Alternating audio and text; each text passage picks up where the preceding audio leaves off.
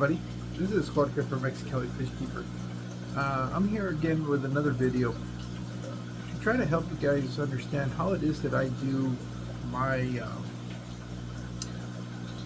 nutrient substrate, I guess, for dirted aquariums. And I know there's a lot of videos out there that explain how to do it. I've gone through the same evolution as a lot of people, but I've done my own adjustments to try to address some of the issues that I was seeing with the original format, which the typical one you hear out there is to do about an inch of potting soil and get it capped with 2 to 3 inches of sand. That works. It's a great way to do your very first dirted aquarium. But one of the biggest issues that I had with it was there's a phase that you have to go through when you're doing that with any of the dirted substrate aquarium setups. And you're going to deal with, when, at least in my case, what I was dealing with was either a lot of hair algae and a lot of blackbeard algae. So to try to address some of those issues, I've kind of started playing around with different methods of doing this and trying to come up with what I found to, I think, be the best solution for me to try to curb or eliminate some of those issues.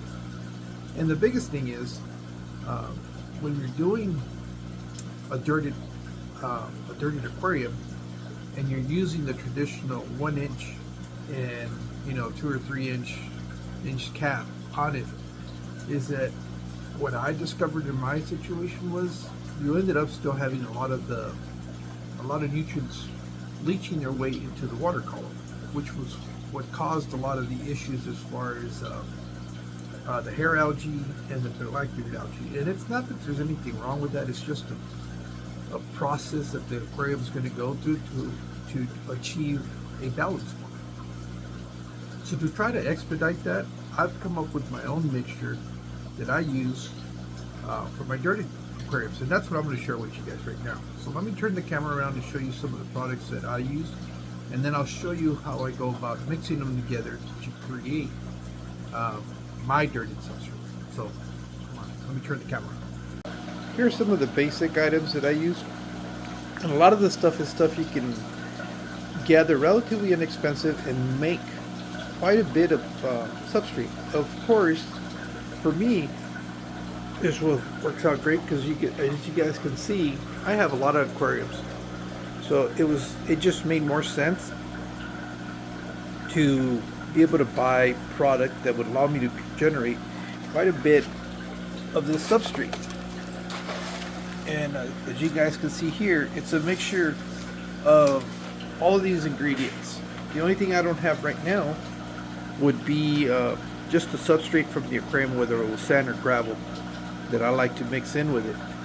And I would kind of explain to you guys. So basically what I have here is I have some decomposed granite. I was able to get this at my local hardware store. Some organic potting soil. I just happen to use this one. You don't have to use this brand. As long as it's organic, it doesn't have any of the added fertilizers. Again, we're trying to control the excess of nutrients. So that worked out for me. And I also use kitty litter. In here, what's important is that you use all natural, fragrance-free, non-clumpy kitty litter, and that's a particular brand that I use, and it's worked out. And I've used it on some other videos for building some of the other aquariums. So let me show you real quick what the process is, and then we'll put it together. Okay, so this is the organic potting soil. One of the things that you're going to notice when you buy this stuff is that it tends to have a lot of other items in there that I personally don't like. You'll see a lot of stems and twigs from stuff like that. So what I like to do, it's a real simple process. I'll take some of that, take a siphon colander, whatever it is, and try to remove a lot of those bigger particulates and just end up with some of the soil. So let me go ahead and do some of that right now. And it's real simple. Just take a scoop and I'll run it through here, and to try to, and you'll see what's left over.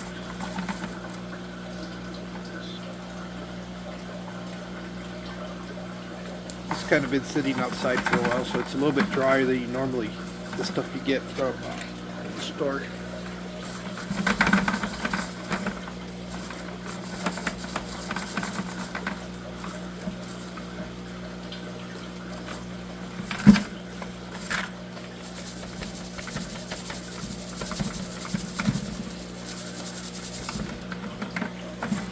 And you'll see what you start ending up with, you know, you'll have find some rocks on occasion, a lot of stems from trees and stuff like that. So I'll just give it a quick run through. And here you go. This is what I want. It's just some of that substrate that's a little bit, you know, finer. And that's what I'm trying to accomplish. So now I'm going to go ahead and siphon enough to be able to mix the amount of soil I'm going to need so that I can show you how I mix it all together. Okay, so I've got enough for that strained potting soil. So now what I will do is, I don't know, I have about, well, let's see.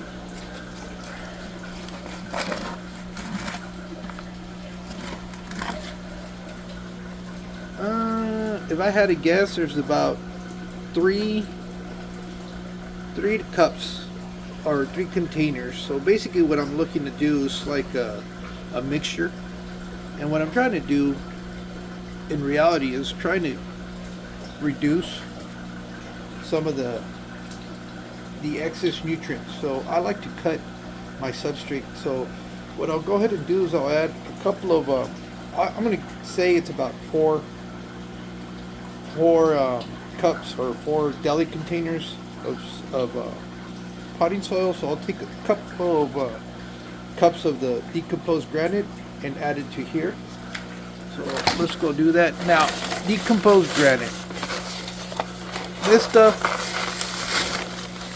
is basically like gravel and dirt and all that stuff, which I really don't care. I don't wash this stuff. I actually want all these fine particles because that's also going to help to enrich some of this substrate. So I'm just going to go ahead and add a couple of those in there.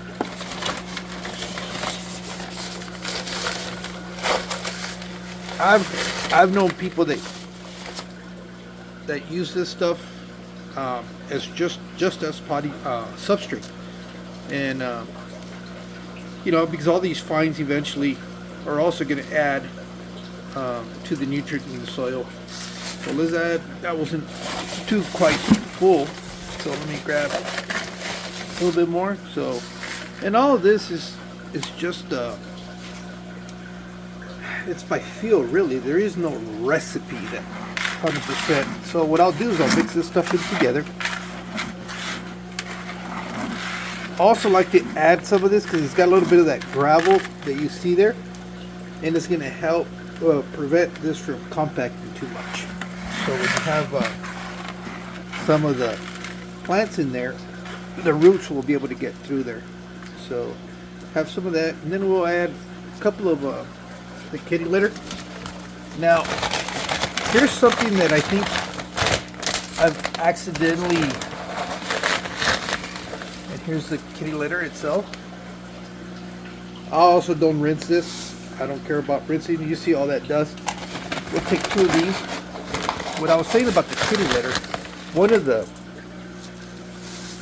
and again, it could be kitty litter or it could be that absorb quick or whatever it's called that they use at the auto shops. As long as it doesn't have any of the additives and it's just that natural clay, that's the stuff you can use. Now, the way this is designed to absorb. So one of the things that I learned or discovered recently was by using the kitty litter, what it's doing is it'll also help to absorb a lot of those excess nutrients in the water column, being that it's an inert substrate, but because of the way the material is porous and the way it was designed, it'll suck in a lot of these nutrients. I've heard where people will take just kitty litter and they'll dump a bottle of fertilizer, any of the plant fertilizer, and let it absorb all of it, and then they use it as an active substrate. That's another quick and easy way to do that, to generate some active substrate or nutrient enriched substrate, whatever you want to call it. But it's just taking that quick sorb or kitty litter, adding whatever liquid ferts you want in it. It's the clay is going to absorb it, and it'll retain it. So now I'm doing is kind of mixing all of this together, and this is going to be my dirted substrate. Now the only thing that it's missing here is if I already had an aquarium that had sand or gravel that's been established in there for a while, I would add it in here. And the only reason I'm doing that is because it'll have some of the beneficial bacteria, and it'll help you cycle your aquarium much quicker. But this is pretty much it. The more I mix this, the more it's going to get incorporated. What I like about this is that it's not, it won't clump on you, it won't compact. It'll allow the roots to really get down in there and grow out. Now essentially what I've done here, I still have that potting soil in here, but I don't have that excess in there. And I have a lot I guess fillers, if you want to call it that. And you can still lay down your 1 inch of this stuff and then cap it off with whatever your favorite substrate is, and you're good to go. So as you guys can see, just takes a little bit of elbow grease, and off of those 3 bags right there, you can see how much I did with just 2 deli cups from, you know, I guess these are what, about 16-ounce deli cups of dirt, decomposed granite, and the kitty litter.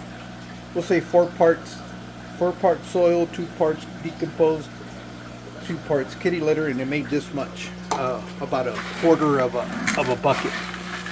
And you know, you just kind of stir it all in there together, and there you go. You all that dirt. There you go. You've got your dirted substrate. I know GNC Aquatics and Carr have been asking me about it, and there you go, guys. This is what I do. This is my dirted substrate.